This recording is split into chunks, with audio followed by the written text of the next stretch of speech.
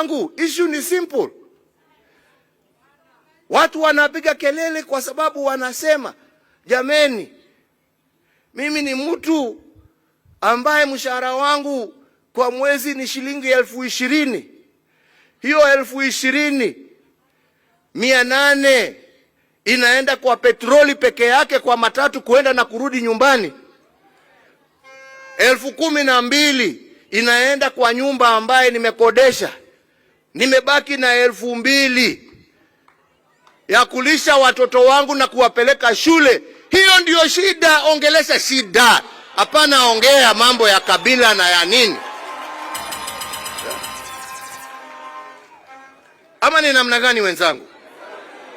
Na kama unataka tusaidiane kutatua hiyo shida, semeni tutatue hiyo.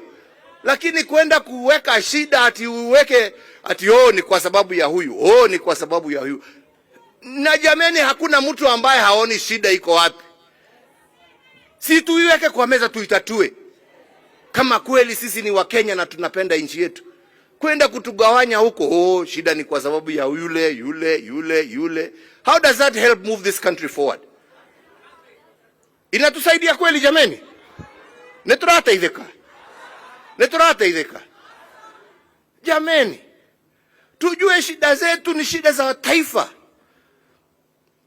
na zinatuhitaji sisi wote tutatue. Jameni, Wakenya hawatakula maneno wakiwa na njaa, wataka chakula. Mtoto hatasomeshwa na maneno, ni turekebishe maneno ya mashule. Mgonjwa hatarekebishwa kwa maneno, ni tutengeneze mahospitali yetu. Barabara hazijengi na maneno, ni tujenge barabara. Na mambo yale mengine ambaye inahusu Wakenya.